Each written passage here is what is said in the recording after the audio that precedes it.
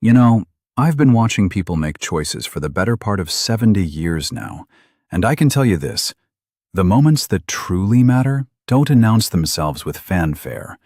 They creep up quiet-like, on an ordinary Tuesday maybe, when the sun's beating down and you're just trying to get through another day. That September afternoon in 1882, standing on that depot platform in Millerton, Texas, I learned something about the difference between being chosen and being truly seen.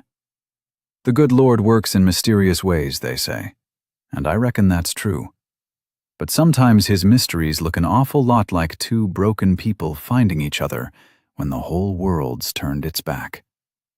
This here's the story of Anna Miller and Jacob Cole, and how being the last one nobody wanted turned out to be the first day of everything that mattered. The noon sun hammered down on the wooden platform like it held a personal grudge against every soul gathered at the Millerton depot. Anna Miller pressed her tongue against the roof of her mouth, trying to work up enough spit to swallow. The tin water dipper had made 2 passes among the 10 women, but she'd refused both times. Let the others drink first. She'd learned that much about survival. Never show need when wolves were watching. "Ladies, gentlemen," Mr. Harwick's voice boomed across the crowd like he was selling Dr. Mitchell's miracle tonic at the county fair. "Fine women here, every one trained in the domestic arts. Miss Catherine from Pennsylvania, she can read, write, and cipher." A rancher with silver threading through his temples stepped forward, helped Miss Catherine down from the platform. The blonde girl smiled prettily, her relief visible as morning dew. 1 down, 9 to go. Anna kept her eyes fixed on the flat horizon where the railroad tracks disappeared into heat shimmer. She could feel the crowd's attention sliding over her like oil on water, never quite sticking. The woman beside her, Mrs. Garrett from Missouri, widow with 2 boys, shifted her weight from foot to foot. "Heard about you," Mrs. Garrett whispered, not unkindly but not friendly either. "The one that got sent back. Can't have children." The words hung between them like wash on a line. Anna didn't flinch. She'd heard worse, been called worse. By her own kin, no less, when Thomas Miller had returned her like a broken plow after 3 years of marriage. Her father hadn't even looked up from his newspaper when she'd stood on his porch. Her mother had pressed traveling money into her palm and closed the door, soft but final. "Miss Dorothy, accomplished seamstress, can make a man's shirt from pattern to final button." Another rancher claimed his prize. 8 women left. The platform felt bigger now, the spaces between bodies growing like accusation. Anna noticed how the claimed women looked back with that mixture of pity and relief. There but for the grace of God go I. The crowd pressed closer. She could smell their sweat mixed with tobacco, their Sunday perfume already soured in the heat. Women in calico dresses whispered behind gloved hands. Men spat tobacco juice and made jokes just loud enough for her to hear. "Something wrong with that one in brown," a voice carried.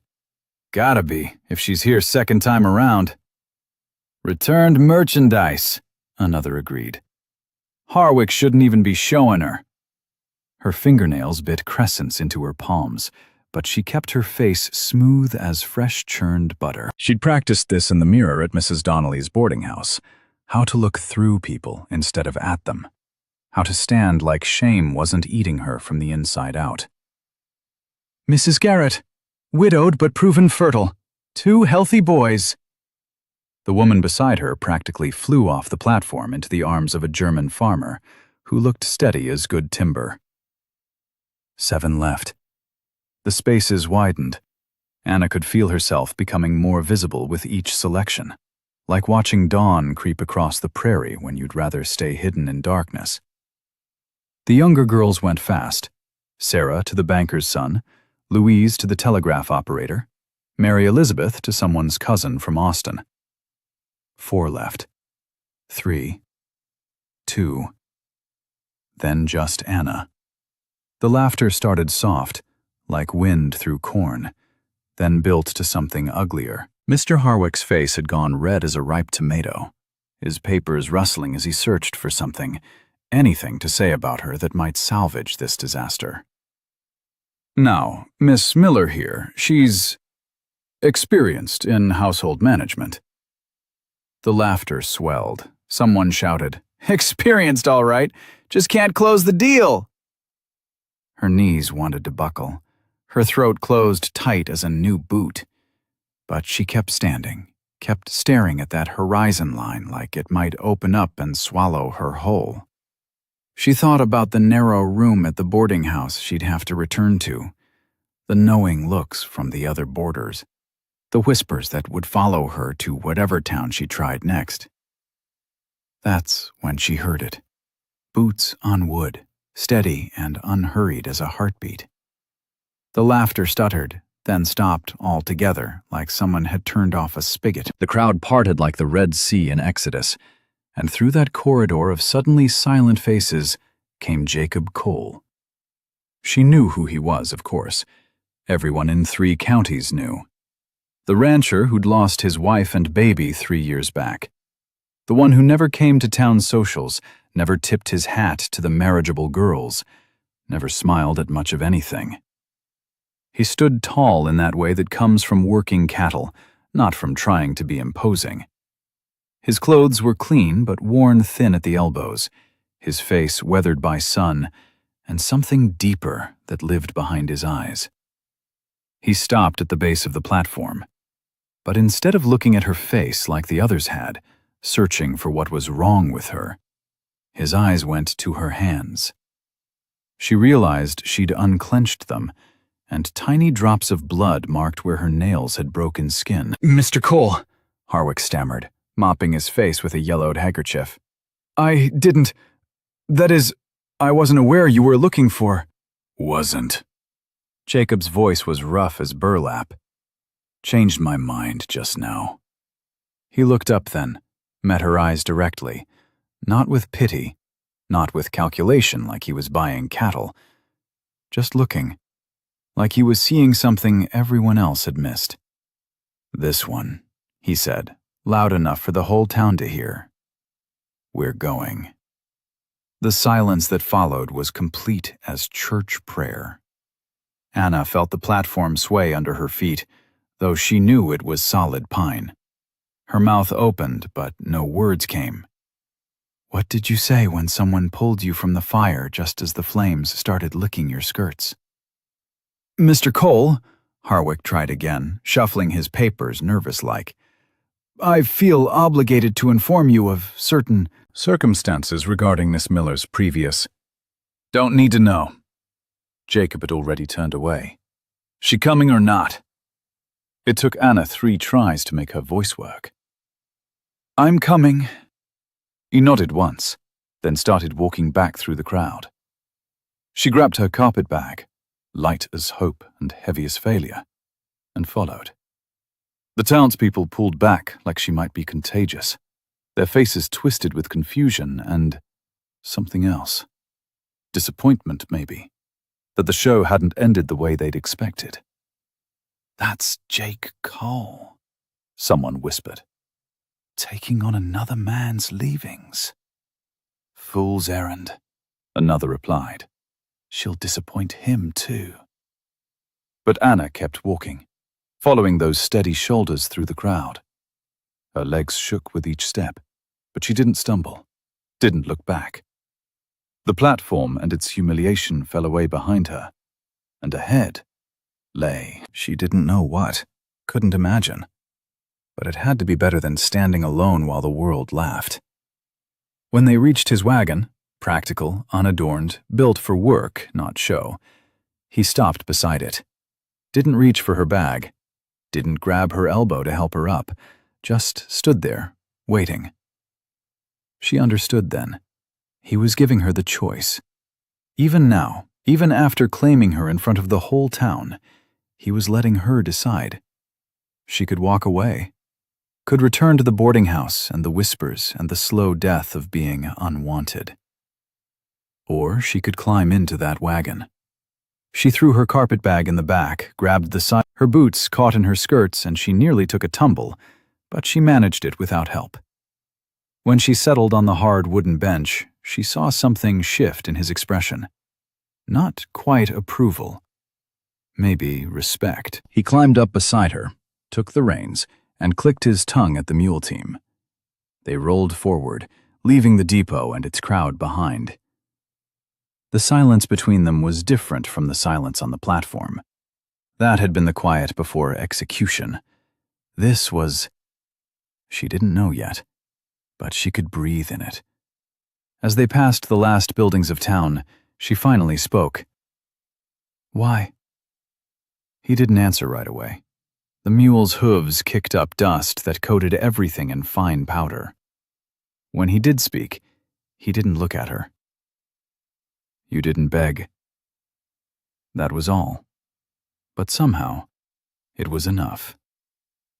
Before we continue, please leave a like and subscribe. Let me know which city you're watching from. Now let's get back to the story. The wagon wheels found every rut like they were being paid for it. Anna gripped the sideboard until her knuckles went white, trying to keep herself from sliding into Jacob Cole. He sat like the bench was part of him, moving with each jolt instead of fighting it. Behind them, the crowd noise faded to murmur, then nothing. Just the creak of leather traces and the steady clop of mule hooves on packed dirt. She could still feel eyes on her back, though. Probably would from miles yet. "Mr. Cole." Her voice came out dusty. She swallowed, tried again. "There's things you should know about why I was available." "Don't need to know." "But surely..." "You cook?" The question caught her sideways. "Yes." "Wash clothes?" "Yes." "Know which end of a chicken lays eggs?" Despite everything, her mouth twitched. "The back end, generally." He made a sound that might have been amusement. "Then we're good." They passed the last house on the town's edge, the widow Morrison's place with its sagging fence and yellow roses gone wild. Anna had walked past it every day from the boarding house, wondering if she'd end up like that, alone and forgotten except for pity. "Your carpet bag's light," Jacob observed. "Don't own much." "Good. Don't have much." The honesty of it settled something in her chest. No pretense here. No promises of better than what was. "The ranch," she started, then stopped. "What did you ask? What kind of bed? How many cattle? Would there be other people or just them and the emptiness?" 8 miles out, maybe 9. 160 acres, most of it scrub. House has 4 rooms and a lean-to. He shifted the reins to one hand, pulled out a kerchief to wipe dust from his face. "You'll want the lean-to." "The lean-to?" "Built it last month. Has its own door, lock on the inside." Anna turned to study his profile. Weathered as old leather, focused on the road ahead. A muscle jumped in his jaw like he was grinding words between his teeth. "You built me a room, before you knew I existed." Built someone a room. Figured whoever answered that advertisement would want space of their own.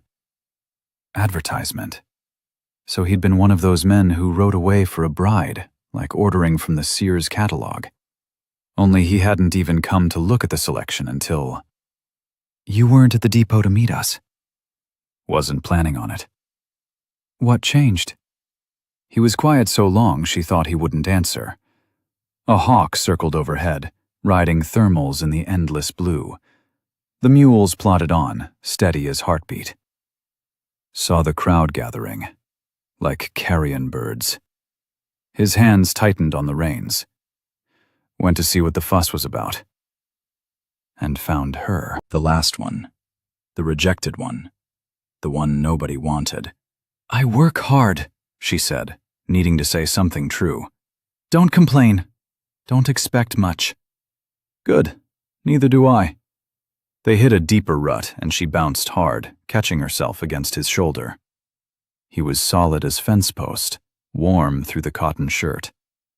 She pulled back quick, but not before she smelled him. Lye soap and leather, and something like cedar. "Stream up ahead," he said. "Stop to water the mules." She could see it now. A line of green cutting through the brown landscape. Cottonwoods marking water like a promise. As they got closer, she saw something else, too. A rider waiting in the shade, hat pulled low. Jacob's shoulders went tight. His hand moved to the rifle propped against his knee, though he didn't lift it. "That's Harwick," he said, and the way he said it made Anna's stomach drop. Must have taken the cut-through.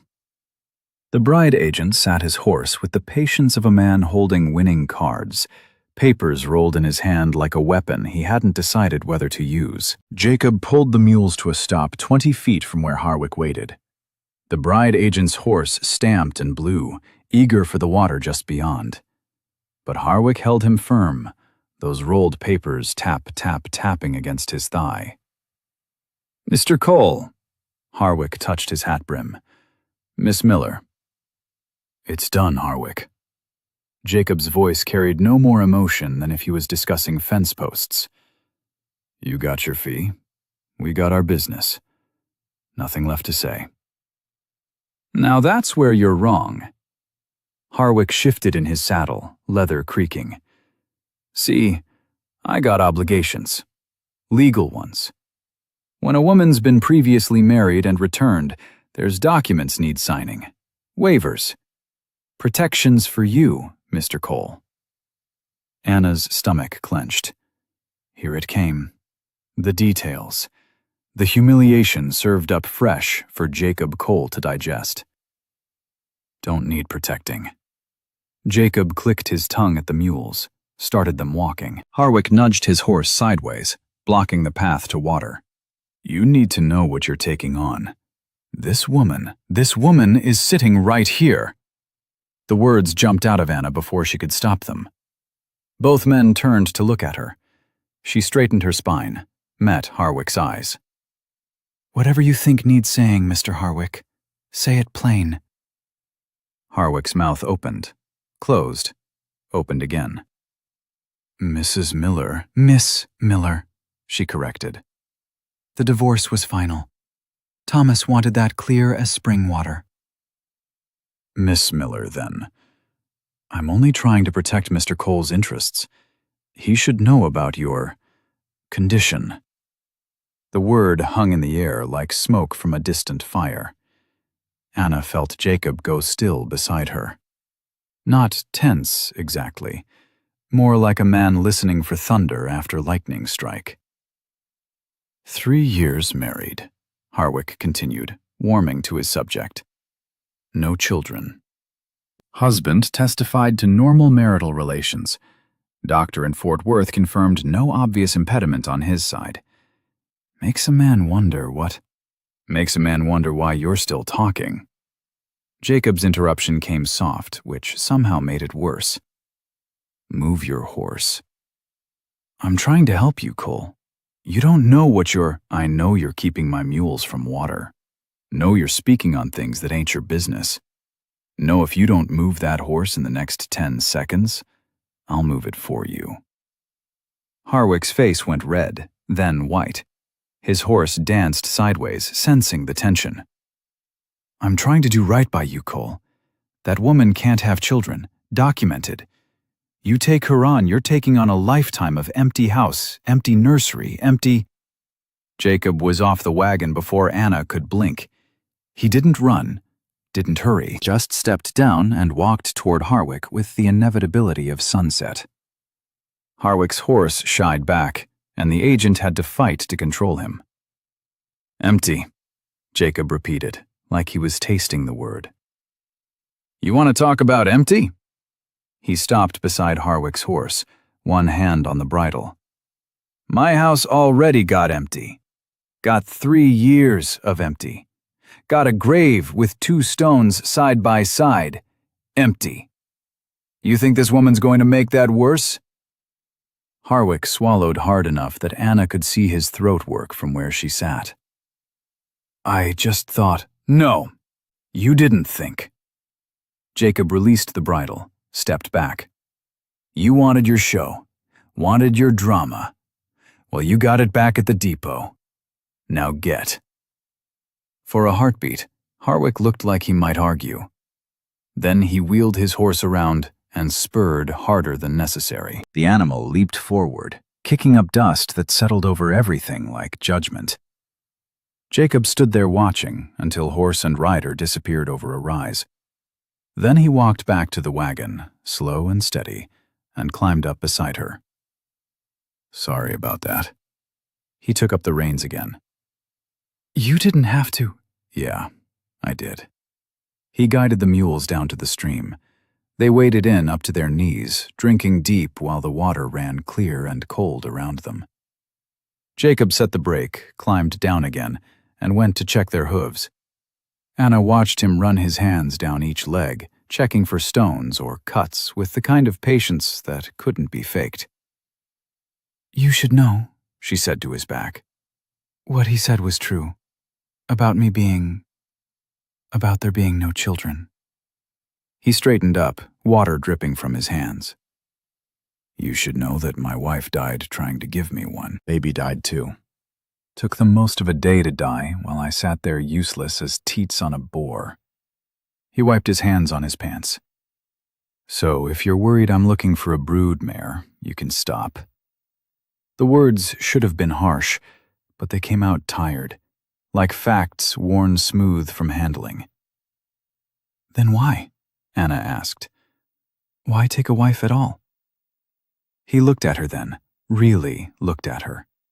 His eyes were the color of winter grass, gray-green and distant. Ranch don't run itself. Need another pair of hands, someone who can do what needs doing without expecting much in return. That's all? That's all. She nodded slowly. It was honest, at least. More honest than Thomas had ever been with his promises of love eternal, right up until the doctor said the word that changed everything. I can do that, she said. Work for my keep. That's all I'm asking. Good. He went back to checking the mules. There's more, though. Things you should know before we get there. Anna waited while he finished with the animals, then watched him pull the canteen from under the seat. He took a drink, offered it to her. The water was warm and tasted of metal, but she drank anyway. I don't talk much, he said. Don't go to town socials. Don't have people over except when business requires. Don't expect that to change. Suits me fine. I get up before dawn, work till past dark. Expect the same. I'm not afraid of work. The house is rough. Functional, but not pretty. Don't have money for pretty. Pretty never did me any favors anyway. That got something almost like a smile. Just a twitch at the corner of his mouth, but it changed his whole face for a second. Made him look younger, less like a man carved from oak and rawhide. One more thing. He took the canteen back, capped it carefully. That lean-to room, it's yours, your space. I won't come in uninvited, won't expect you in mine. We'll share the kitchen and common areas, share the work. But that's all we're sharing. Understood? The relief hit her so hard she had to grip the wagon seat. Thomas had taken what he called his marital rights every night for 3 years, until the doctor said there was no point. Even after that, when corn liquor made him mean, he'd still... Understood, she managed. Good. He climbed back up, released the brake. 4 more miles, maybe 5. They pulled out of the stream, water running off the wheels in silver streams. The sun had passed its peak, throwing their shadow alongside like a companion. Anna settled back on the hard bench, feeling something she hadn't felt in so long she'd forgotten its name. Not hope, exactly. Not peace, but maybe the space where those things could grow, if given time and quiet and room.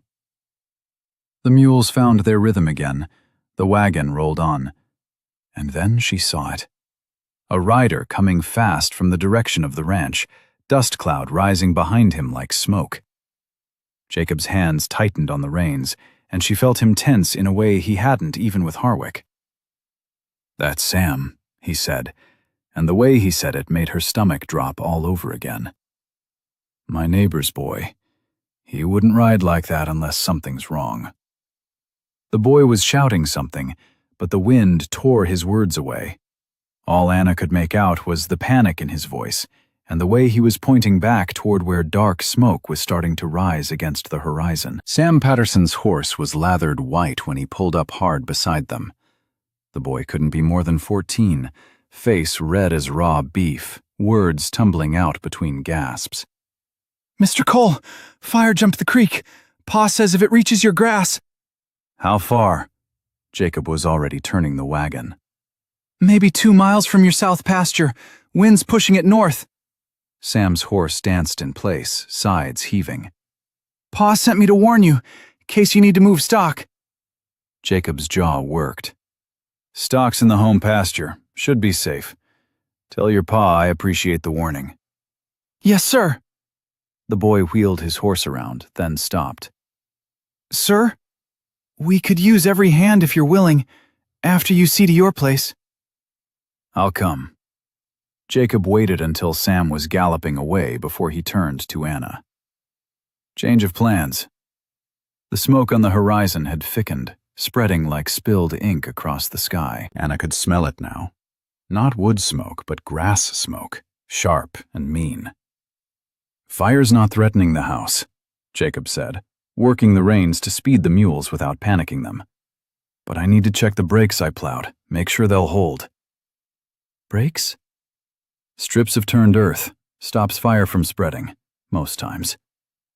His eyes stayed on that smoke. "Ranch is just over that rise. I'll show you the house quick, then I gotta go help Patterson." They crested the hill and Anna saw it. A low house of rough lumber and cedar posts, looking like it had grown from the land rather than been built on it. A barn stood off to one side, corral attached. No garden, no flowers, no woman's touch anywhere. But solid. Everything about it said solid. Jacob pulled up at the front door, jumped down, and reached for her carpet bag. "Come on, I'll show you what's what." The house smelled of bacon grease and dust. 4 rooms as promised. Kitchen that served as main room, 2 bedrooms, and a small parlor that looked like it hadn't seen use since creation. Everything functional. Everything bare. Stove works good, but the damper sticks. He was moving through the space fast, pointing things out. Pumps at the kitchen sink. Water's good, comes from a spring. Root cellars through that door. Smokehouse out back. He pushed open a door at the back of the kitchen. The lean-to room was narrow but private, with its own door to outside, like he'd said. A simple iron bed with corn shuck mattress. A washstand. Hooks for clothes. A small window with flour sack curtains. "Lock's there." He pointed to the bolt on the inside of both doors. "Nobody bothers you here." Anna set her carpet bag on the bed. The room smelled of new lumber and emptiness. But it was hers. That bolt on the door said so. "Chickens are in the coop by the barn." Jacob was already backing out. "Probably need feed. Grain's in the barn, marked bins. There's preserved goods in the cellar, salt pork in the smokehouse. Make yourself at home." "You're leaving? Now?" He stopped at the kitchen door. "Fire don't wait. I gotta help Patterson, then check my own brakes. Might not be back till late, maybe morning." "But I just..." She swallowed the rest. What was she going to say? That she didn't know where anything was? That she'd never been alone on a ranch? That the thought of spending her first night in a stranger's house without even the stranger there made her chest tight? "You'll be fine." He said it like fact, not encouragement. "House is solid. You got food, water, shelter. Lock the doors if it makes you feel better." Then he was gone. She heard the wagon rattling away, fast now, leaving her in the silence of the empty house. Through the window, she could see the smoke growing darker. Closer, maybe, though it was hard to tell. Anna stood in the middle of the kitchen taking inventory. Cast iron stove that needed blacking. Table with 2 chairs, one worn more than the other. Shelves with a few dishes, none matching. A coffee pot on the stove with grounds from morning still in it. She walked to the shelves, ran her finger through the dust. A line of clean wood showed beneath. On the table, circles from coffee cups. By the stove, grease spots on the wall from bachelor cooking. The place needed work, needed care, needed someone to make it more than just shelter. She found herself moving, unpacking her few things in the lean-to, 2 dresses, underclothes, her mother's Bible that she hadn't opened in months, a hairbrush, the bar of yellow soap she'd been saving. Then back to the kitchen, tying her apron, claiming the space the only way she knew how. Water from the pump ran rusty at first, then clear. She found lye soap and rags, started with the table. The wood was good underneath the grime, pine boards that would gleam with enough work. The coffee pot got scoured, the old grounds thrown out the back door. In the root cellar, she found treasures. Potatoes gone soft, but not rotten. Onions. A jar of preserved peaches that looked like sunset in glass. The smokehouse had salt pork as promised, along with a ham that might be good if the inside wasn't turned.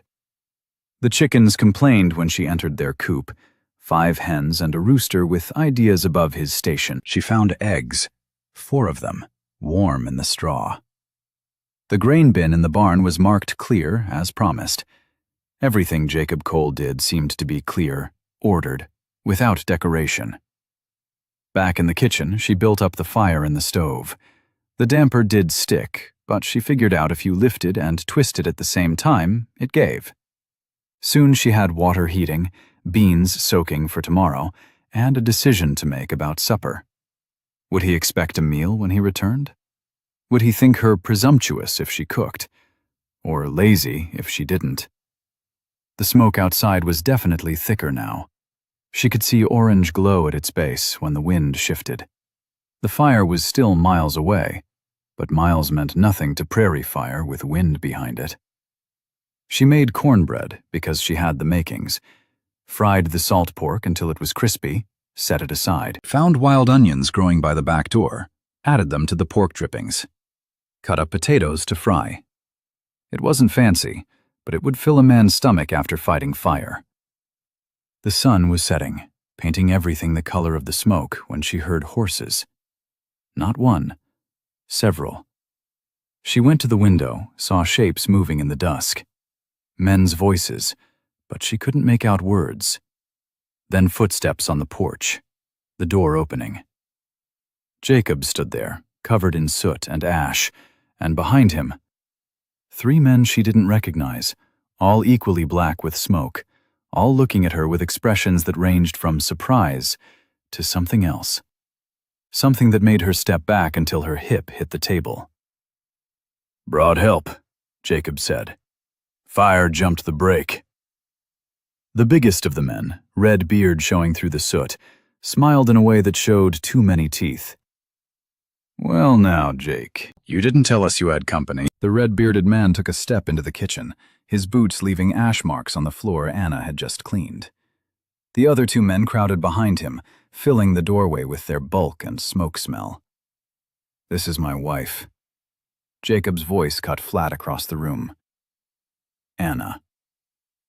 The word wife hung there like a fence between her and them. Redbeard's smile faltered, reformed into something more careful. "Wife? Since when you got a wife, Jake?" "Since today." Jacob moved past them to the wash basin, started scrubbing the black from his hands. "Fire contained?" "For now."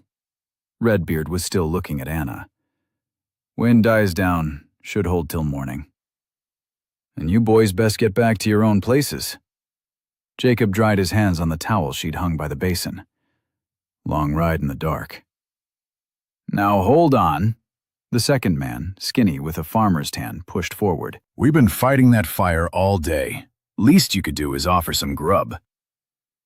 Anna's hands found the table edge behind her. The cornbread was cooling on the stove, salt pork and potatoes staying warm in the spider skillet. Enough for one man. Maybe two. Not four.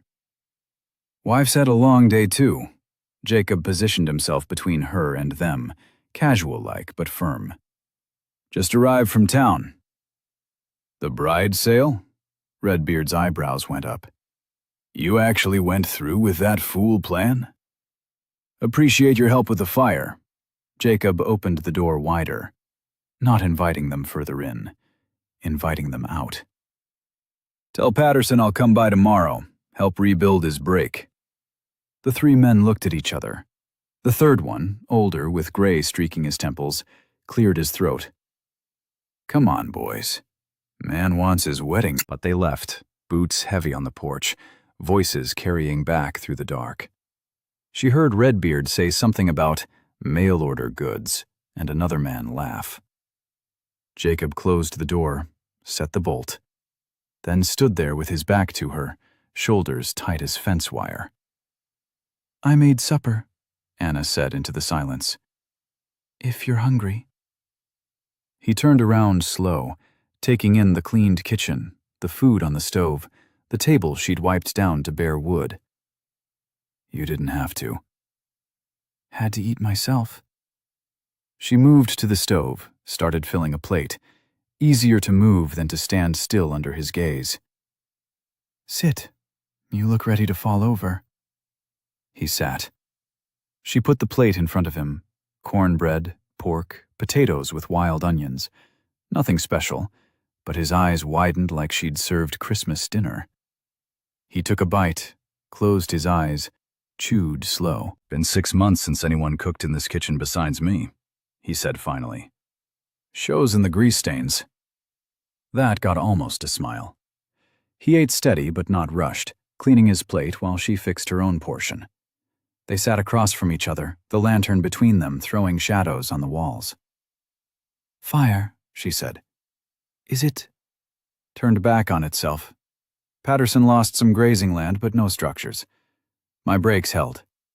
He reached for the cornbread, tore it in half. Happens every summer. Grass gets dry, lightning strikes, or some fool drops a cigarette. Whole prairie goes up. Those men won't be back. He said it firm, final. They know you're here now. Word'll spread by morning. Nobody'll bother you. She wanted to ask what would have happened if he hadn't claimed her as wife. But she knew. Same thing that happened to untethered women everywhere. The one with the red beard, she said. He seemed disappointed. Jacob's jaw tightened. Tom Hadley. Has ideas about what he's owed for being born male and white. Best you stay clear of him. Planning on it. They finished eating. Anna collected the plates, pumped water to wash them. Jacob sat at the table, exhaustion settling over him like dust. She could see it in the way his shoulders curved, the way his hands lay flat on the table like they were too heavy to lift. You should sleep, she said. Lot of days like this. He stood, joints popping. You get used to it. He headed for his bedroom, stopped at the door. That lean-to? Lock it tonight. Both doors. You think they'll? No. But lock it anyway. She did. Both doors, checked twice. Then lay on the corn shuck mattress, fully dressed, listening. The house settled around her, boards creaking as the day's heat leaked away. Wind pushed at the walls, carrying the faint smell of smoke. Through the thin wall, she heard Jacob moving in his room, the scrape of boots being pulled off, the groan of bed ropes as he lay down. Then nothing, just breathing that turned steady, deep. Anna stared at the ceiling, counting knots in the wood. This was her life now. This room, this house, this man who'd taken her on like hiring help. No romance, no expectations, just work and food and a bolt on the door. The rooster woke her before dawn, crowing like Judgment Day. Anna rolled out of bed, muscles stiff and dressed in the dark. Through the window, stars still pricked the sky, but the eastern horizon showed the faintest gray. By the time she got the stove fired up, Jacob was in the kitchen. He moved around her careful-like, filling his coffee pot, slicing bread. They worked without talking, without bumping into each other, like dancers who'd learned the steps separately.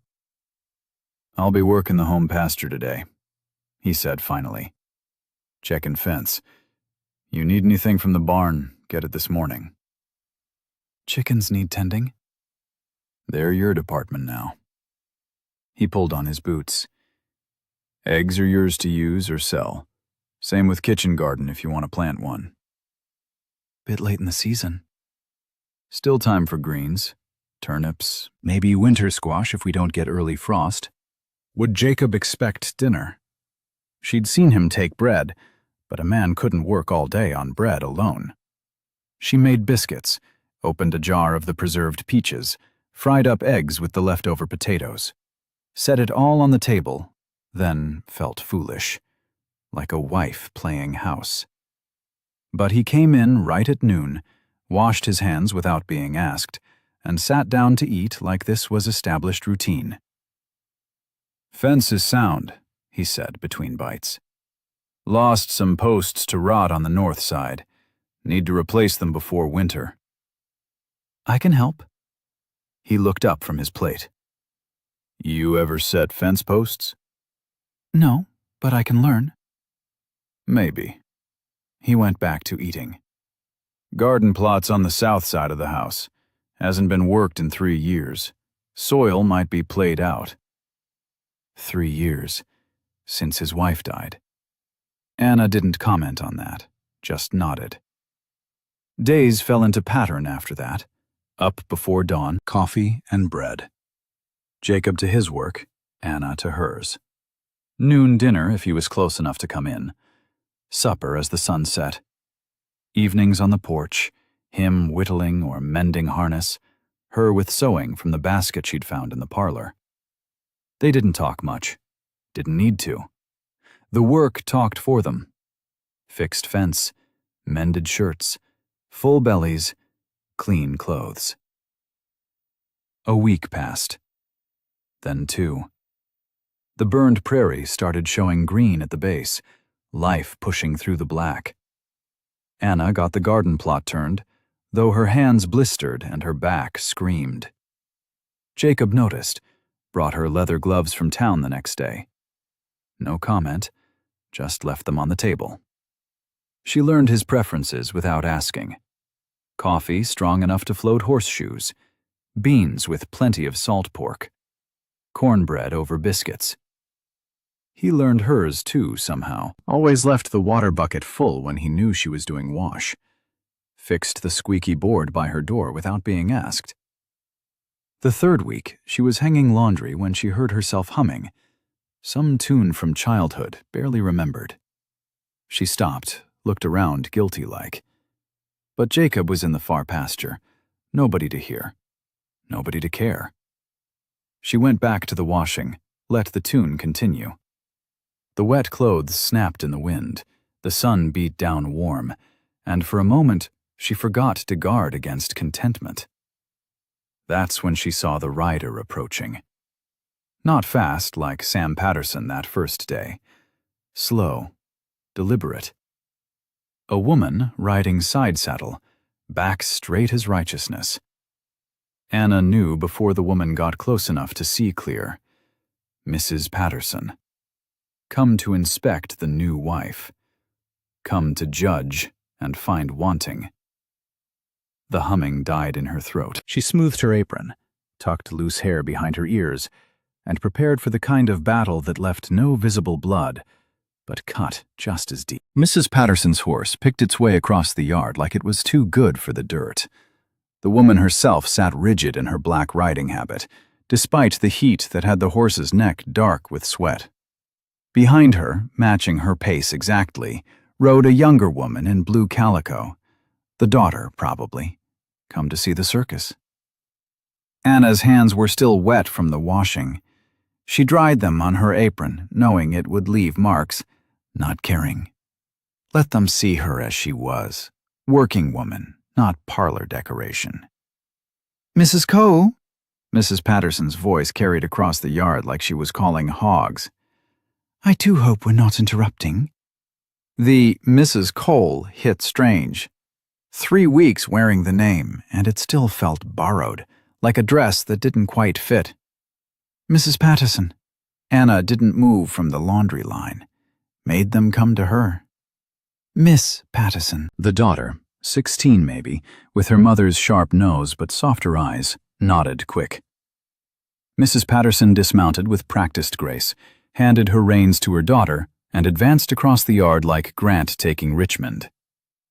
We simply had to come welcome you properly. She looked at the washing, the suds bucket, Anna's wet apron, and her smile said everything. I do apologize for not coming sooner, but one heard such conflicting reports. Reports? Oh, you know how men talk. Or perhaps you don't, being newly arrived. Mrs. Patterson pulled off her riding gloves, one finger at a time. Tom Hadley said Jacob had taken a wife. My husband insisted it couldn't be true.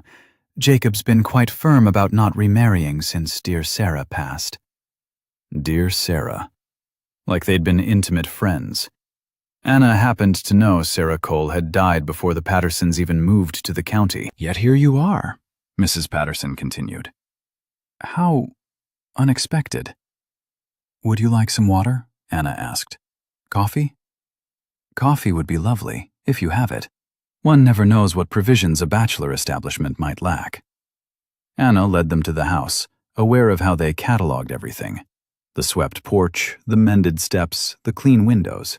Inside, she saw them note the scrubbed floors, the organized shelves, the absence of dust. Mrs. Patterson's mouth tightened. She'd been hoping for squalor. How charming, she said, in a tone that meant the opposite. You've done wonders with so little to work with. Anna put the coffee on to heat, set out cups. The good ones, the ones she'd found wrapped in newspaper in the back of a shelf. No saucers, but the cups were china, painted with tiny roses. These were Sarah's, Mrs. Patterson said immediately. I remember when she ordered them from the Sears catalog. Such refined taste she had. They're pretty, Anna agreed, not rising to the bait. She was accomplished, you know. Could play piano, speak French. Her needlework won prizes at the county fair. Mama, the daughter said soft. Perhaps Mrs. Cole doesn't... Hush, Margaret. Mrs. Patterson settled into a chair like she owned it. I'm simply making conversation. I'm sure Mrs. Cole appreciates knowing about her predecessor. Don't you, dear? Anna poured the coffee steady, though her hand wanted to shake. Sugar? If you have it. She did. Jacob had brought a cone from town last week, left it on the table without comment. She chipped off pieces with the special pliers, set them on a plate. How delightful. Jacob must be doing better than one assumed. Mrs. Patterson helped herself to 3 pieces. Tell me, where exactly are you from? Back east. How wonderfully vague. And your people? Dead. Mrs. Patterson's cup paused halfway to her mouth. All of them? Enough of them. Margaret shifted in her chair, clearly uncomfortable. She was pretty in an unfinished way, like dough that needed more time to rise. Her eyes kept darting to the door like she wanted to bolt. And how did you and Jacob meet? Mrs. Patterson pressed on. It must have been quite the whirlwind courtship, given that no one knew he was even corresponding with anyone. Anna sipped her coffee, let the silence stretch. Outside, one of the hens was making a fuss about something, probably the rooster getting too familiar. We met when we needed to, she said finally. How romantic. Though I suppose romance isn't always necessary, is it? Sometimes practical considerations suffice. Her eyes swept over Anna's mended dress, her work-rough hands. I imagine you're grateful for the security. I imagine Jacob's grateful for the cooking. Margaret made a sound that might have been a laugh, quickly smothered. Mrs. Patterson's nostrils flared. Yes, well, men do appreciate their comforts. Speaking of which, you must tell me your secret for managing that kitchen garden. The soil here is so difficult. Work. I beg your pardon? The secret is work. Turn the soil, add manure, water when needed. Pull weeds before they seed. Nothing fancy. How industrious. Mrs. Patterson set down her cup with a click. You know, there's a ladies' aid society in town. We meet monthly, discuss literature, organize charity work. I could sponsor you if you'd like to join. Anna heard the trap in it. Join and be the perpetual outsider, the one they discussed when she wasn't there. The mail-order bride. The woman who couldn't have children. The one who wasn't Sarah. That's kind of you, but I'm kept busy here. Of course. A ranch does require constant attention, especially one that's been neglected. She stood, pulling on her gloves. We really must be going. But first, I'd love to see what you've done with the rest of the house. Sarah had such plans for improvement. The house is as it needs to be. Still, I'm sure she'd want to know it's being cared for. She loved this place so. There it was again. Sarah. Sarah. Sarah. Like saying the name enough times would resurrect her. Margaret, Anna said, ignoring Mrs. Patterson. Would you like some eggs to take home? The hens are laying well. The girl's face lit up. Oh, could I? Of course. Anna grabbed the egg basket. Come on. She led Margaret out, leaving Mrs. Patterson standing in the kitchen. Let her snoop if she wanted. Nothing to find but clean floors and mended clothes. At the chicken coop, Margaret finally relaxed. I'm sorry about Mama. She gets ideas about how things should be. Most people do. She means well, usually. It's just, she and Mrs. Cole, the first one, they were planning to be great friends. Then she died before Mama could properly establish the friendship. And Mama hates unfinished things. Anna collected eggs while Margaret held the basket. Were you friends with her, Sarah? I only met her once. She was very beautiful, very delicate. Delicate. Everything Anna wasn't. Mr. Cole must have loved her very much, Margaret continued. Mama says he nearly went mad when she died. Wouldn't let anyone help with the burial. Dug both graves himself. Both graves. Mother and baby. Anna's hand hesitated over the next nest. But he seems better now, Margaret added quickly. Sam says he's been working the ranch properly again, even whistling sometimes. Sam says a lot for a boy. Margaret blushed. He's not a boy. He's 15, almost 16. Anna hid a smile. So that's how it was. Nearly a man, then. Exactly. Margaret took the full basket. Mrs. Cole, can I ask you something? Ask. Are you happy here? The question caught Anna sideways. Happy? What did that even mean? She had food, shelter, work, and a man who left her be. Was that happiness or just the absence of misery? I'm where I need to be, she said. Margaret nodded like that made perfect sense. They walked back to find Mrs. Patterson on the porch, lips pursed like she'd been sucking lemons. There you are. We really must go. She mounted her horse with sharp movements. Do tell Jacob we called. I'm sure he'll be interested to know. They rode off, Mrs. Patterson's back rigid with disapproval, Margaret turning once to wave. Anna stood on the porch, watching dust settle in their wake. Jacob would be back soon for supper. Would he be angry about the visitors? About her letting them in, serving them coffee from Sarah's cups? She went inside, started to wash the dishes, then stopped. There on the table, where Mrs. Patterson had been sitting, was a small leather journal. Worn at the edges, tied with a faded ribbon. Anna picked it up, knew immediately what it was, even before she saw the name written on the inside cover in careful script. Sarah Elizabeth Cole, her book of days. Mrs. Patterson hadn't forgotten it. She'd left it, deliberate as a slap. And now Anna held Sarah's diary in her hands, feeling the weight of all those words, all those days lived by the woman who'd had everything Anna didn't: beauty, accomplishment, fertility, and Jacob Cole's love. The smart thing would be to put it aside, give it to Jacob when he came in, let him decide what to do with his dead wife's thoughts.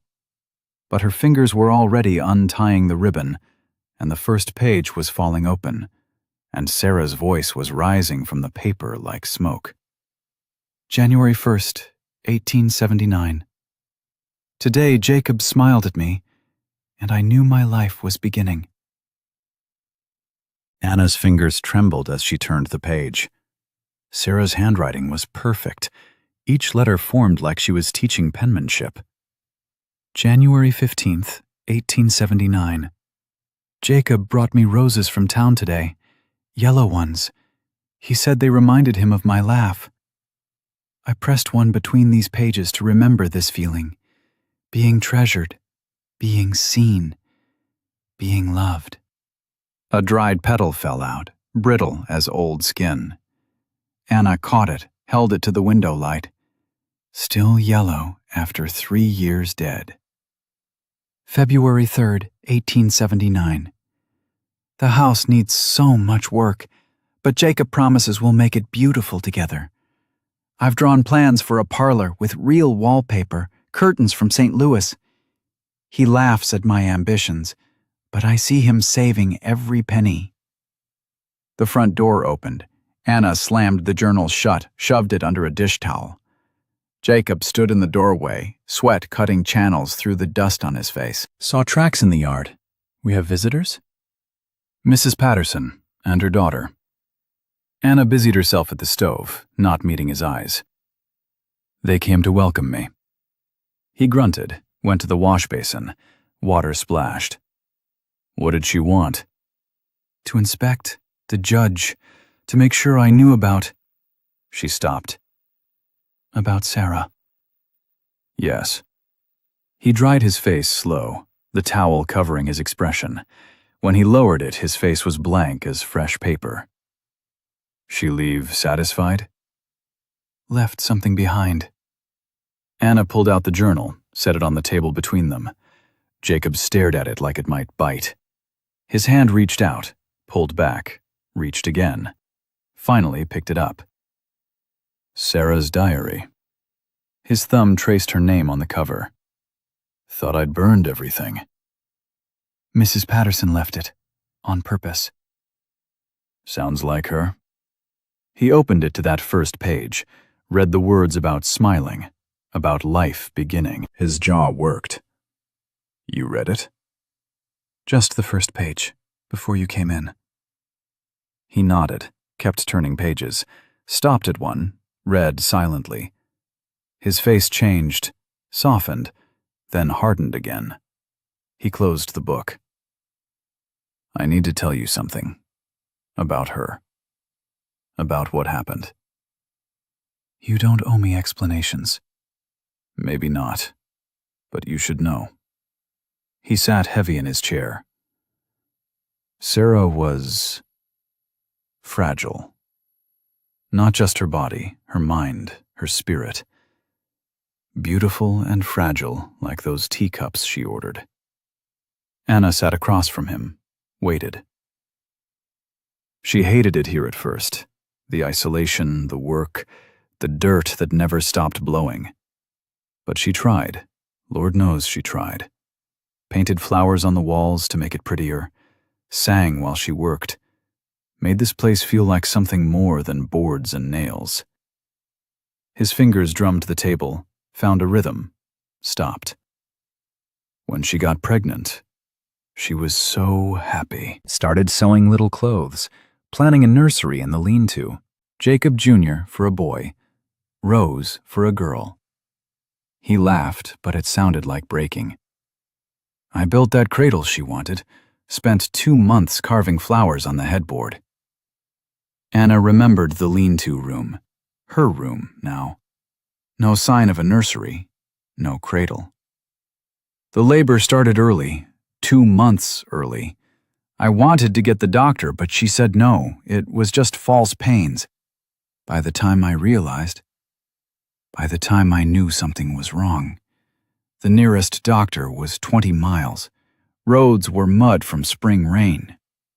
He stood abrupt, went to the window. His back blocked the late afternoon light. Took me 5 hours to get there and back. 5 hours she labored alone, except for Mrs. Henley from the next ranch. When I got back with the doctor, she was barely conscious. Baby was stuck. Had been for hours. Anna's stomach clenched. She knew this story. Every woman knew this story. Doctor did what he could. Got the baby out, but it never breathed. Never cried. And Sarah, she held on another day.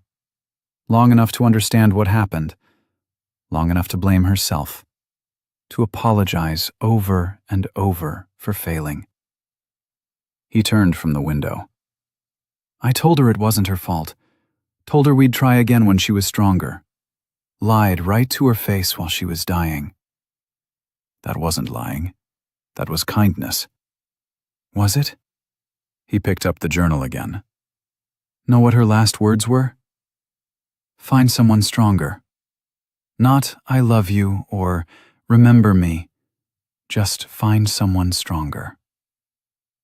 The words sat between them like stones.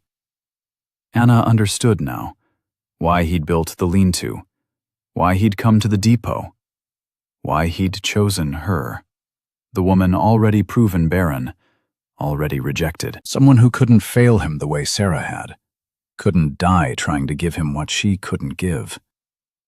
I didn't want stronger, he said quiet. I wanted nothing, nobody. Just work and silence and no more dying on my watch. But you answered the advertisement. Sent for a bride. Ranch needs 2 people. Can't do it alone, much as I tried. And the men around here, they talk. Bachelor with property becomes a target. Widows showing up with casseroles. Fathers pushing daughters at you. Easier to have a wife. Safer. Safer. There it was. The word that explained everything. So you picked the one no one wanted. I picked the one who stood straight while the world laughed at her. That's different. Anna felt something shift in her chest. Not hope exactly, something quieter. Can I ask you something? She said. About Sarah? He nodded. Did you love her? He was quiet so long she thought he wouldn't answer.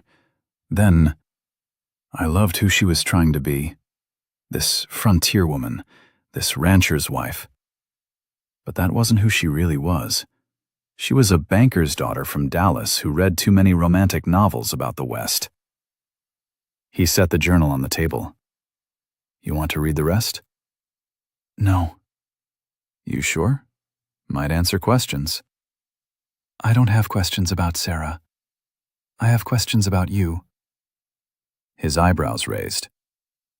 That first day, Anna said, when Harwick was telling you about my situation, you already knew, didn't you? Before he said anything? Suspected. How?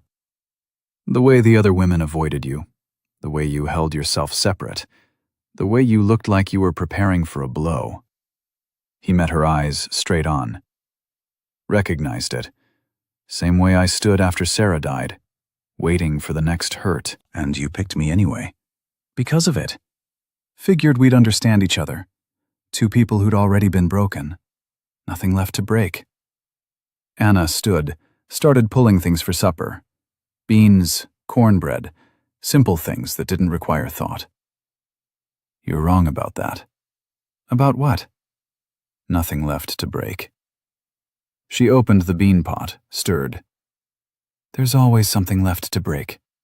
Question is whether it's worth the risk. She heard his chair scrape, his footsteps crossing to his room. The door closed soft. When he came back, he was carrying something wrapped in brown paper. Found this in the attic when I was cleaning it out, before you came. He set it on the table. Was going to burn it with the rest. Didn't. Don't know why. Anna dried her hands, unwrapped the paper carefully. Inside was a dress, yellow calico with tiny blue flowers. Simple, but well made. Size about right. It was Sarah's? She asked. No, bought it in town when I sent the marriage advertisement. Figured whoever came would need clothes. Ranch life is hard on fancy dresses. She held it up. Good fabric, practical cut. Meant for work, but pretty enough for church. You bought this before you knew who was coming? Yeah. But you didn't give it to me. Didn't seem right, giving you things meant for someone else, even if that someone was nobody in particular. She folded the dress carefully, rewrapped it. I'll take it now, if that's all right. It's yours.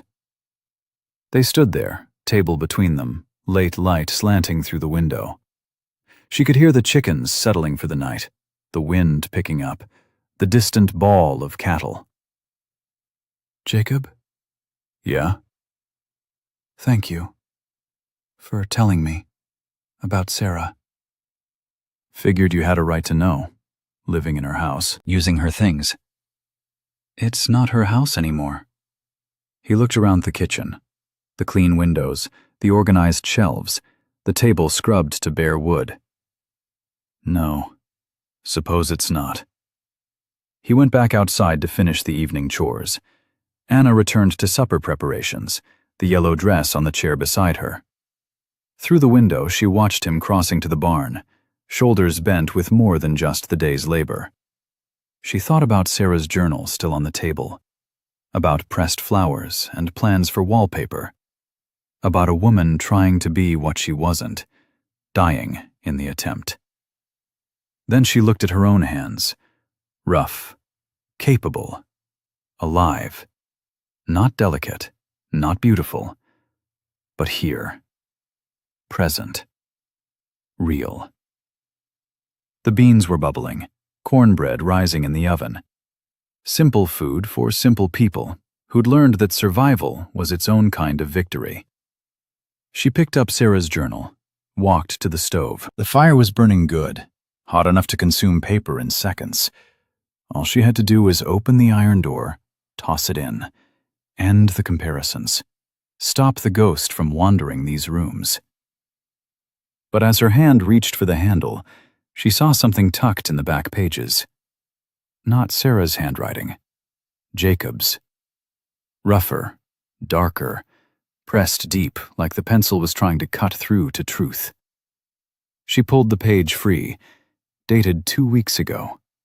2 weeks before he came to the depot. Sarah told me to find someone stronger. Been thinking maybe she meant stronger, different. Not stronger body. Stronger at being alone. Stronger at accepting less. Stronger at surviving without love. The words blurred. Anna blinked hard, read the last line. Maybe I'm the one needs to be stronger. Strong enough to try again. Different this time. True this time. She heard his boots on the porch, quickly tucked the page back in the journal. But she couldn't shake the question now burning in her chest. When he wrote about trying again, did he mean trying to have a wife? Or trying to have something more? The sky turned yellow as old bones, while Anna pulled clothes from the line. The air pressed down thick, made breathing feel like drowning. Every piece of fabric she touched sparked with lightning that hadn't struck yet. "Storm coming!" Jacob called from the barn. He was driving the cattle into the near pasture, moving fast but calm. "Big one!" She'd seen storms in Texas, but this was different. The birds had gone silent. The chickens huddled in their coop without being driven. Even the flies had stopped buzzing. Jacob secured the barn doors, checked the latches twice. "Get inside. I need to board the windows." "I can help." "Inside." Not harsh, but firm. "Fill everything that holds water. Bathtub, buckets, pots. This could last days." Anna ran for the house as the first wind hit. Not gradual build. Immediate slam that nearly knocked her sideways. Dust rose in a wall, turning noon to twilight. Inside, she worked fast, pumped water until her arms burned, filled the washtub, the cooking pots, even the good china cups. Through the windows, she saw Jacob wrestling boards into place, his shirt whipping like a flag. Thunder rolled across the prairie, so deep she felt it in her chest. Then lightning, not single strikes, but sheets of white that lit everything stark as bones. The temperature dropped 20 degrees between one breath and the next. Jacob burst through the door, hair wild, eyes bright with urgency. "Cellar, now!" "But the house." "This ain't regular storm. Look." She followed his point through the last unboarded window. The horizon had disappeared behind a wall of black-green cloud, rotating slow as a mill wheel. At its base, something worse. A cone reaching down like the Lord's own finger of judgment. "Tornado," he said. "Maybe 10 minutes out." They grabbed what they could: water bucket, lantern, the egg basket she'd just gathered. The cellar door fought them, wind trying to rip it from Jacob's hands. They half fell down the steps as the first hail hit. Not rain. Ice chunks big as walnuts hammering the roof like artillery. The cellar was small, dark, smelling of earth and potatoes. Jacob lit the lantern, hung it from a beam. In the yellow light, they looked at each other. His shirt was torn. Blood ran from a cut on his cheek where something had hit him. "Let me." Anna reached for his face. The house above them screamed. Wood straining, nails pulling. Something heavy hit the floor above, furniture thrown like toys. "Get down."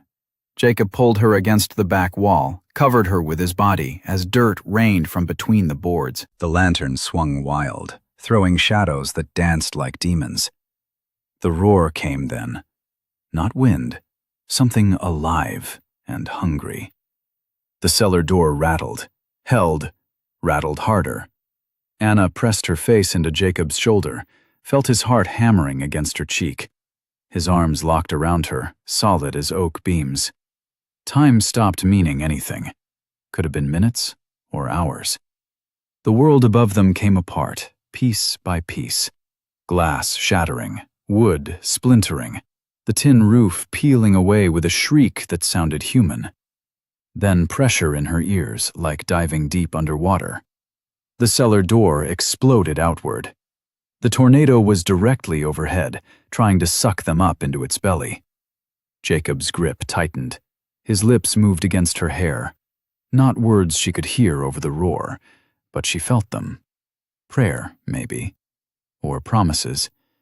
Or just her name, repeated like an anchor. Anna wrapped her arms around his waist, held on with everything she had. If they were going to die, at least not alone, not separate. Together in the dark, while the world ended above them. The lantern went out, perfect black. Just the roar and the pressure, and two bodies pressed together against the earth. His breath on her neck, her hands fisted in his shirt. Both of them reduced to heartbeat and held breath, and the desperate hope that the beams would hold. Then, sudden as it came, the roar moved on. Still there, but distant, chewing through someone else's life now. The pressure eased. Anna's ears popped. She could hear again. Jacob's ragged breathing, her own sob she hadn't known she was holding.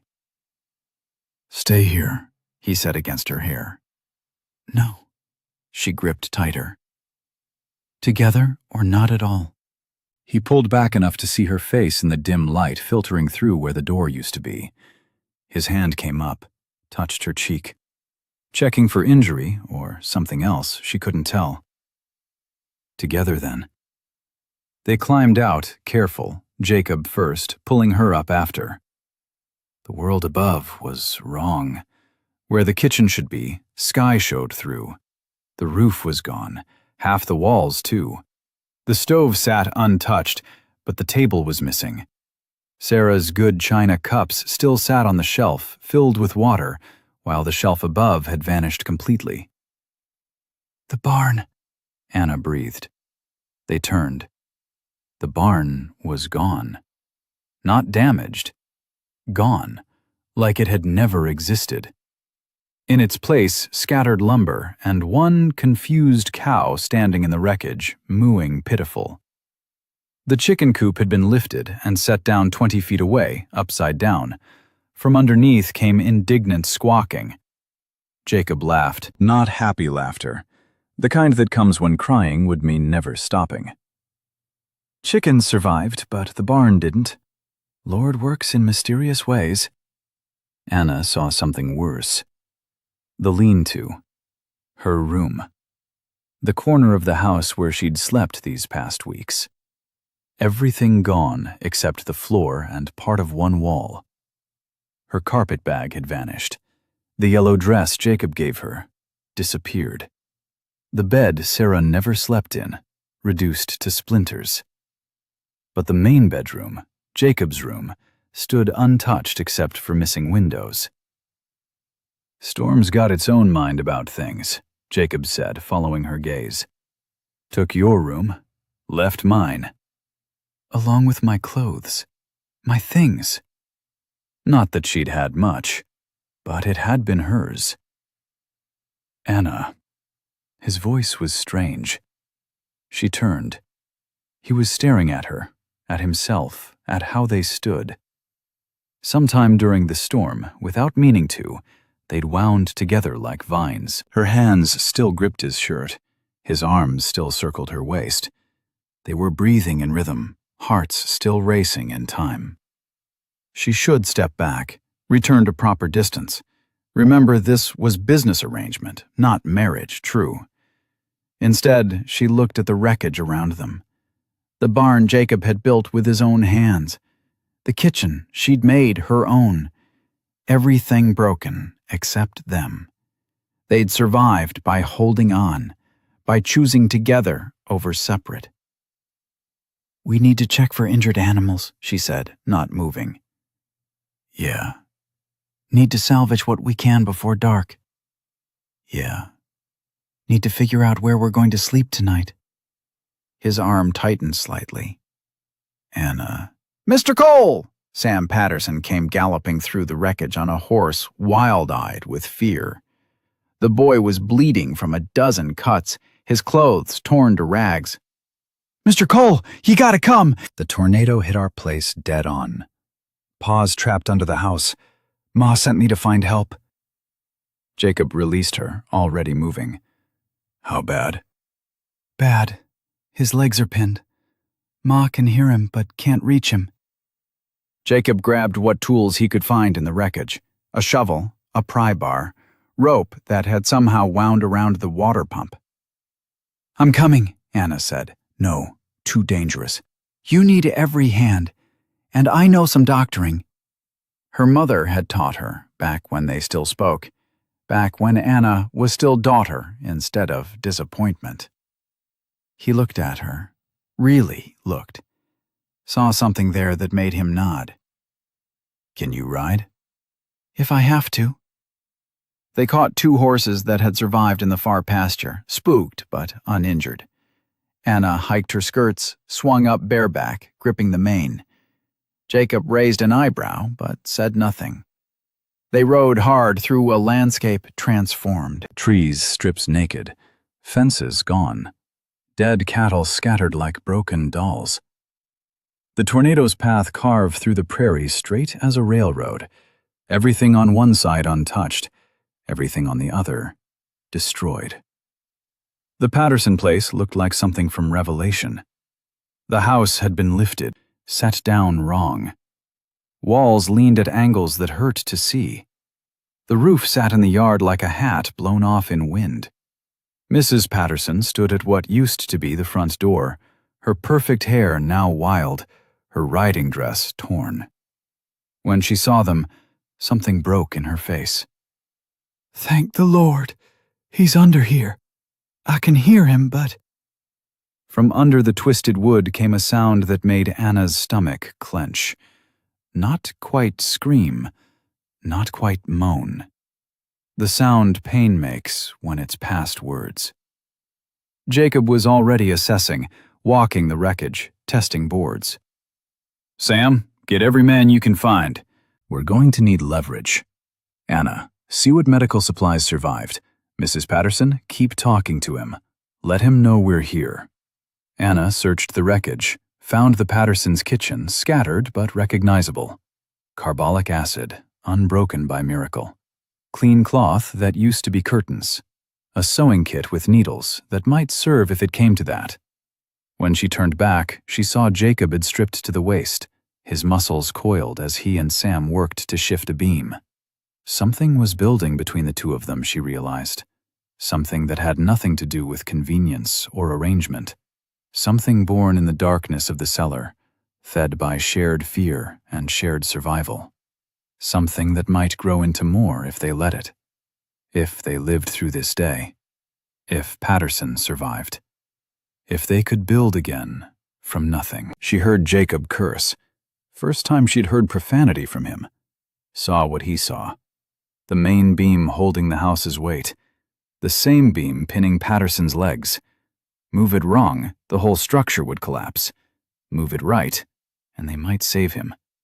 But one wrong calculation, one shifted board, and they'd be pulling out a corpse instead of a man. Jacob met her eyes across the wreckage, and she saw him realize the same thing she did. This choice, this moment, would change everything. Save Patterson and become heroes. Fail and become the couple who let the neighbor die. "We need to shore up the sides first," Anna said, surprising herself with her steady voice. "Create a tunnel, then pull him out without shifting the main weight." Jacob stared at her. "You've done this before?" "Saw it once. Cave in at a mine back home." She didn't add that 3 men had died anyway, didn't mention the screams that still visited her dreams. "Show me," Jacob said. And just like that, she was in charge. The woman no one wanted, directing men on how to save a life. The barren wife, becoming something more in the wreckage of the storm. Anna directed the men like she'd been born to it. "Sam, get those fence posts. We'll use them as braces. Mr. Johnson, smaller boards there. We're building a tunnel, not a bridge." 6 neighbors had arrived, drawn by disaster the way prairie draws rain. They listened to her without question, maybe because her voice carried the same certainty that had kept her standing on that depot platform weeks ago. Jacob worked beside her, following her lead without pride getting in the way. They moved together now like they'd moved in the kitchen, wordless understanding, handing tools before asked, knowing where the other would step. "Almost there," Patterson groaned from underneath. His voice was getting weaker. "Save your strength, Mr. Patterson," Anna called down. 5 more minutes. It took 20. Every board placed careful, every brace tested twice. When the tunnel was finally secure, Jacob went in head first, rope tied around his waist. Anna held the other end with 3 men, ready to pull if the structure shifted. She could hear Jacob talking low to Patterson, calm words, while he worked to free the trapped legs. Then, "Pull! Steady!" They pulled. Patterson screamed once, sharp and terrible, then went quiet. For a moment, Anna thought they'd lost him. Then Jacob emerged backward, dragging Patterson by the shoulders, the man's legs twisted wrong, but free. "He's alive," Jacob said. "But those legs—" Anna was already moving, checking for bleeding, feeling for breaks. Both legs shattered below the knee. but no major blood loss. Not yet. "We need the doctor," Mrs. Patterson said, her face white as flour. "Doctor's 20 miles away," someone said. "If his place even survived." Anna looked at the angles of Patterson's legs, the way his left foot pointed backward. Thought of the 3 miners back home, how 2 died waiting for the doctor, how 1 lived because her mother hadn't waited. "I can set them," she heard herself say. "Not perfect, but enough to give him a chance when the doctor does come." Mrs. Patterson grabbed her arm. "You? But you're not. You don't." "I've seen it done. I've helped it done." Anna met the woman's eyes straight. "Your choice. Let me try, or wait and hope." Mrs. Patterson looked at her husband, unconscious now, his face gray as ash. "Do it." Anna had Jacob cut splints from lumber while she mixed carbolic acid with what water they'd found. Sam held Patterson's shoulders. 4 men held his hips. Jacob positioned himself at Anna's direction, ready to pull the bones straight while she guided them. "On 3, she said. 1, 2. On 3, she nodded to Jacob. He pulled steady while she felt the bones through skin, guiding them back to where they belonged. Patterson woke screaming. Mrs. Patterson sobbed. But Anna's hands stayed steady, working by touch and memory and prayer. The left leg went back together like the Lord intended it that way. The right fought her, bones grinding. She had to break it again to set it right. That's when Patterson passed out for good, which was mercy. When both legs were splinted and wrapped, Anna sat back on her heels. Blood covered her hands, her dress. The sun was setting, painting everything the color of the morning's storm clouds. "Will he live?" Mrs. Patterson asked. "Maybe, if infection doesn't set in. If the bones heal straight. If." Anna stood, legs shaking. "Keep the wounds clean. Carbolic acid twice a day. Don't let him try to move for at least 2 months." Mrs. Patterson grabbed Anna's bloody hands. "I was wrong. What I said before. What I thought." Tears cut channels through the dirt on her face. "You're exactly who Jacob needed. Who we all needed." Anna pulled her hands free, uncomfortable with the gratitude. "Anyone would have." "No," Jacob said, quiet. "They wouldn't." He was looking at her different now. Not like arrangement, not like convenience, like something else entirely. They rode home in last light, horses picking through debris. Neither spoke. Too much had changed in one day. The storm, the rescue, the way they'd worked together like 2 hands of the same body. The ranch looked worse in sunset, shadows making the damage deeper. The roofless kitchen gaped at the sky. Anna's destroyed room showed its bones to the world. But the chickens were alive, complaining loud about their overturned coop. The milk cow stood patient by the ruined barn, needing milked. Life demanding attention despite destruction. "We'll sleep in my room," Jacob said. "Only space left with 4 walls and a roof." Anna nodded. No energy left for propriety. They were past that now, past the careful distances of their first weeks. They worked by lantern light, salvaging what they could. The stove still functioned, miracle of cast iron stubbornness. She made coffee, fried eggs from the scattered nest boxes, toasted bread on the fire. Simple food that tasted like survival. "You did good today," Jacob said over the meal. "With Patterson. With everything." "Learned from my mother. Before she decided I was dead to her." Her loss. They cleaned up in silence, then faced the reality of the sleeping arrangement. 1 room, One bed. Two people who'd started as strangers and become something else in the space of a storm. "I'll take the floor," Jacob said. No. Anna surprised herself with the firmness. We're both exhausted. We're both adults. We can share a bed without it meaning more than shelter. He looked at her long, then nodded. They prepared for bed, careful. Her behind the privacy screen Sarah had painted with flowers, him turned to the wall.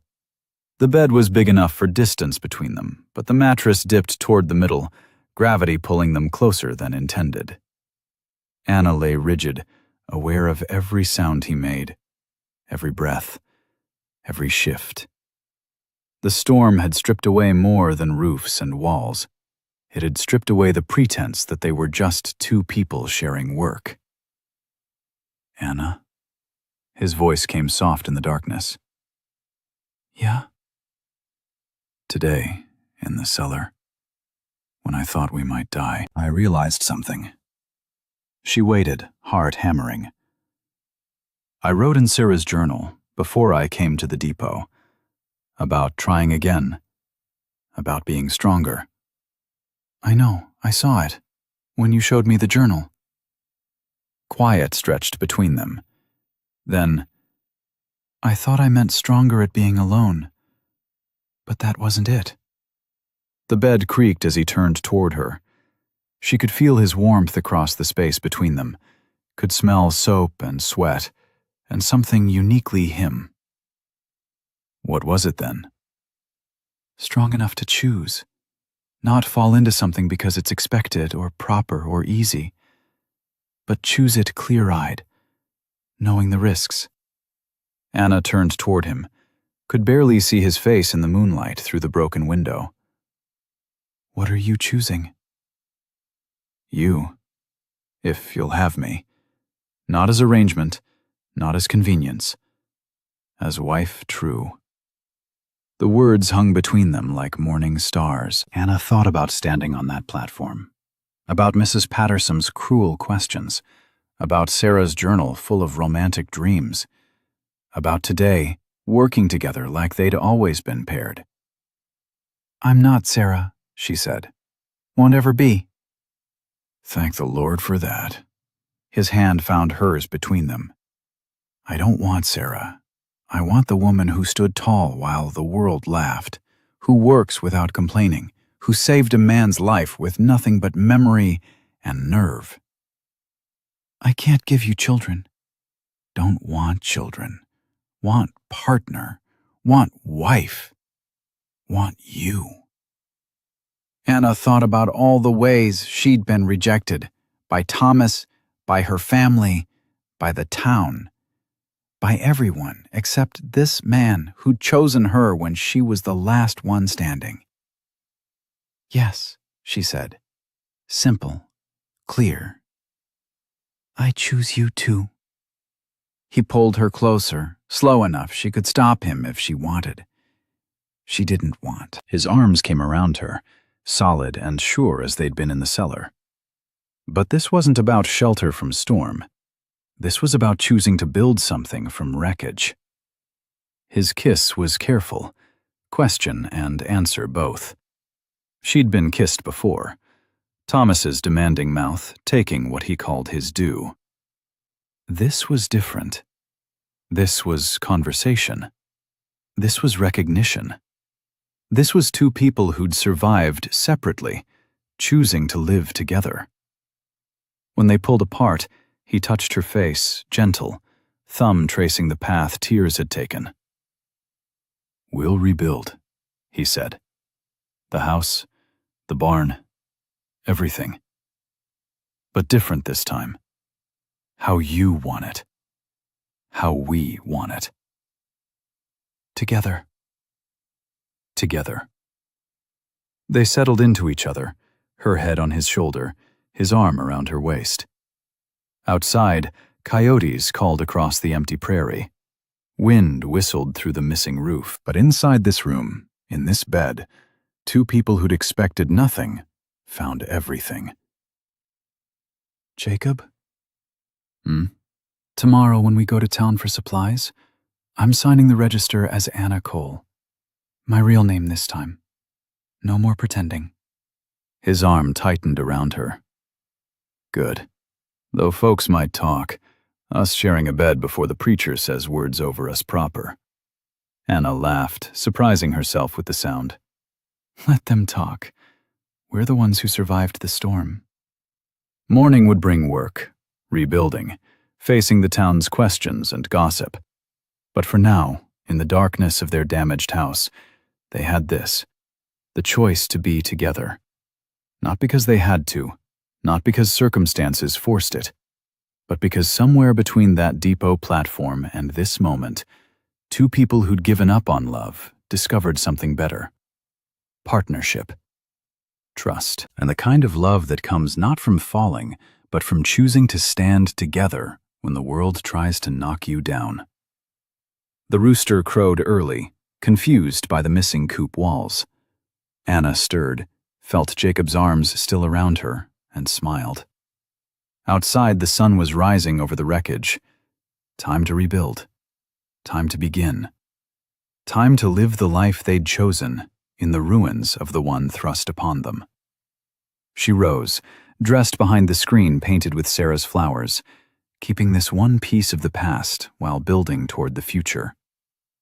Jacob watched her with eyes that promised everything. Work, struggle, probably more storms. But also this, someone who'd chosen her when she was the last one standing. Someone she'd chosen in return. Ready? He asked. Anna looked at the damaged house, the work ahead, the man who'd become her husband in truth, if not yet in law. Thought about all the people who'd said she was damaged goods. Barren. Worthless. Ready, she said, and meant it. They walked out together to face the day, no longer two people sharing space, but two halves of something whole. The storm had taken their shelter, but given them something better. The knowledge that they'd chosen each other not in spite of their damage, but because of it. Two people who understood that sometimes being the one no one wanted meant you were saved for the one who could truly see. The work would be hard. The town would gossip. The future remained uncertain. But Anna Cole, for that's who she was now, truly and completely, had learned something in that storm cellar, pressed against the earth while the world ended above. Sometimes the best love stories begin not with perfection, but with two people choosing to build something beautiful from the wreckage of their separate disasters. You know what I've learned after 30 years of ranching? The strongest fences aren't built alone. That morning after the storm, when half our county lay in ruins, I watched something remarkable. Anna Cole, the woman everyone had dismissed at that depot, became the thread that stitched us back together. She taught Mrs. Patterson's sewing circle how to make bandages, showed the younger wives how to stretch supplies when stores couldn't get shipments. Even grumpy Tom Hadley listened when she explained crop rotation. See, we'd all been so focused on what Anna couldn't give, children, pedigree, conventional beauty, that we missed what she could offer: practical wisdom, steady hands, and the rare ability to see people for who they were, not who they pretended to be. When young Margaret Patterson came crying about Sam's marriage proposal, it was Anna she sought. When my own wife needed advice about a difficult birth, Anna was there with herbs and honesty. Jacob changed too, started coming to town meetings, even smiled occasionally. They rebuilt that ranch different, better. Not trying to recreate what was lost, but creating something new. Sometimes the one nobody wants becomes the one everybody needs. Note: this story was inspired by Western romance traditions and created solely for entertainment purposes. It does not condone, encourage, or promote any form of violence or harmful behavior. All characters and events are products of the author's imagination, and any resemblance to real people or events is purely coincidental.